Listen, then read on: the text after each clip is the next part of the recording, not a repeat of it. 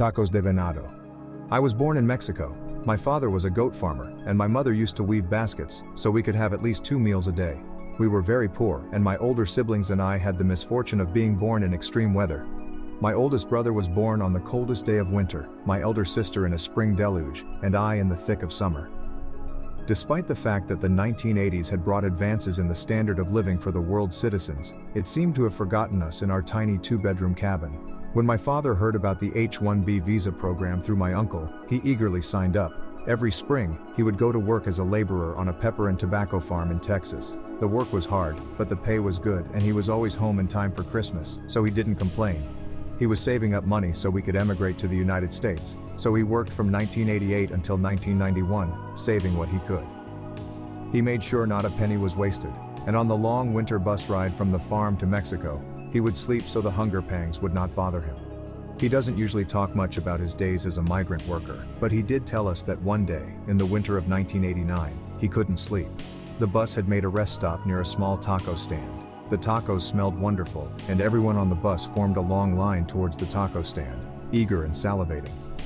The man behind the small dirty counter was very friendly, he said, but there was something a little off about him. The man scooped out the steaming spiced meat onto fresh piping hot flour tortillas like a machine, taking the money in one hand and serving up a big loaded plate with the other. "Tacos de venado," he cried. Apparently he was selling venison tacos. "Comprense taquitos de venado, son muy deliciosos," he would add. My father debated whether or not he should risk spending $2 of his hard-earned money. Fortunately, my father is quite impatient and detests long lines, so he went back to the bus and quickly fell asleep.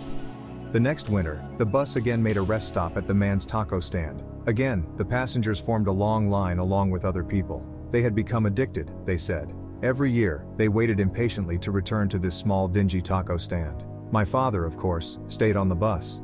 He was used to the feeling of hunger. He lived with it throughout his childhood, so he would surely survive. Again, he slept, dreaming of a big bowl of my mother's chicken soup, with a side of hot corn tortillas, which we could afford by then. The next spring, he left again. It wasn't a very good year. The weather was horrible, and the crop yield was so low that the farm had no choice but to let the workers go home a month early. My father said that the fellow workers were abuzz with excitement. They didn't have to eat their tacos in the cold this year. The men eagerly counted the number of miles, their excitement mounting as they drew closer to the rest stop. 3 more miles, 2 more miles, 1 more mile, until they finally reached the spot where the man had his taco stand. But then, nothing. There was no sign of the stand or the man with his big steel pot of delicious sweet deer meat. The only person there was an old woman selling papier-mâché frogs and piñatas. The workers demanded to know what had happened to the man with the deer tacos. Had he moved to another location? Did he open up a restaurant? What happened? The old woman raised her hand and the men fell silent. He was arrested 2 months ago. A lot of the local farmers and various other men started to go missing in his village, and the police were completely dumbfounded. A small rumor was going around that the local butcher, the taco man as you know him, could be involved. The police had no other leads and decided to follow up on that. What they saw shook them beyond. She was cut off by a man asking, "And what about the deer tacos? When he gets out of jail, will he start making and selling them again?" The old woman chuckled at him. "Oh, he won't be leaving his cell for a long time. You see, he wasn't very well liked in his village." Venado was a nickname that he used to refer to his enemies. Pale Luna.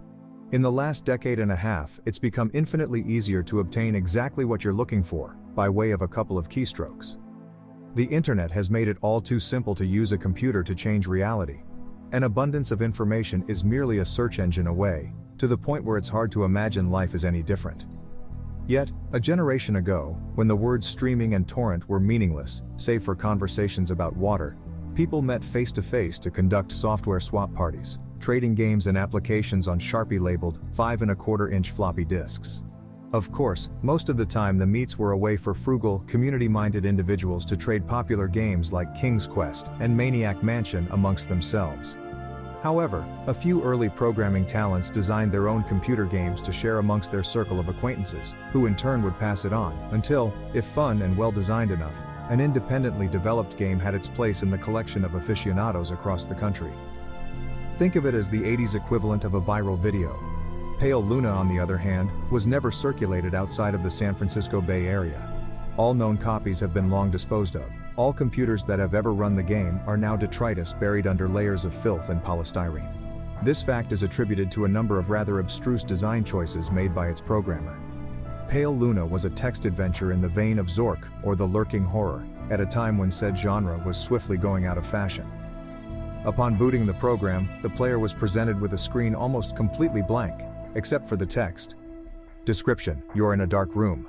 Moonlight shines through the window. Description: there is gold in the corner, along with a shovel and a rope. Description: there is a door to the east. Query: command? So began the game that one writer for a long, out-of-print fanzine decried as enigmatic, nonsensical, and completely unplayable, as the only commands that the game would accept were pick up gold, pick up shovel, pick up rope, open door, and go east. The player was soon presented with the following. Description: reap your reward. Description: Pale Luna smiles at you. Description: you are in a forest. There are paths to the north, west, and east. Query: command? What quickly infuriated the few who've played the game was the confusing and buggy nature of the second screen onward. Only one of the directional decisions would be the correct one. For example, on this occasion, a command to go in a direction other than north would lead to the system freezing, requiring the operator to hard reboot the entire computer. Further, any subsequent screens seemed to merely repeat the above text, with the difference being only the directions available. Worse still, the standard text adventure commands appeared to be useless. The only accepted non-movement related prompts were, use gold, which caused the game to display the message. Description: not here. Also, use shovel, which brought up, description: not now. And, use rope, which prompted the text. Description: you've already used this. Most who played the game progressed a couple of screens into it before becoming fed up by having to constantly reboot, toss the disc in disgust, writing off the experience as a shoddily programmed farce. However, there is one thing about the world of computers that remains true, no matter the era. Some people who use them have way too much time on their hands. A young man by the name of Michael Nevins decided to see if there was more to Pale Luna than what met the eye. 5 hours and 33 screens worth of trial and error and unplugged computer cords later, he finally managed to make the game display different text. The text in this new area read, Description: Pale Luna smiles wide. Description: there are no paths. Description: Pale Luna smiles wide. Description: the ground is soft. Description: Pale Luna smiles wide. Description: here. Query: command? It was another hour still before Nevin stumbled upon the proper combination of phrases to make the game progress any further. In this order: dig hole, drop gold, then, fill hole. This caused the screen to display, congratulations, 40.24248, minus 121.4434, upon which the game ceased to accept commands, requiring the user to reboot one last time. After some deliberation, Nevins came to the conclusion that the numbers referred to lines of latitude and longitude. The coordinates led to a point in the sprawling forest that dominated the nearby Lassen Volcanic Park. As he possessed much more free time than sense, Nevins vowed to see Pale Luna through to its ending. The next day, armed with a map, a compass and a shovel, he navigated the park's trails, noting with amusement how each turn he made corresponded roughly to those that he took in-game. Though he initially regretted bringing the cumbersome digging tool on a mere hunch, the path's similarity all but confirmed his suspicions that the journey would end with him face to face with an eccentric person's buried treasure. Out of breath after a tricky struggle to the coordinates, he was pleasantly surprised by a literal stumble upon a patch of uneven dirt. Shoveling as excitedly as he was, it would be an understatement to say that he was taken aback when his heavy strokes unearthed the badly decomposing head of a blonde-haired little girl. Nevins promptly reported the situation to the authorities. The girl was identified as Karen Paulson, 11, reported as missing to the San Diego Police Department a year and a half prior. Efforts were made to track down the programmer of Pale Luna, but the nearly anonymous legal gray area which the software swapping community operated in inescapably led to many dead ends. Collectors have been known to offer upwards of 6 figures for an authentic copy of the game. The rest of Karen's body was never found. If you enjoyed this video, please like and subscribe for more.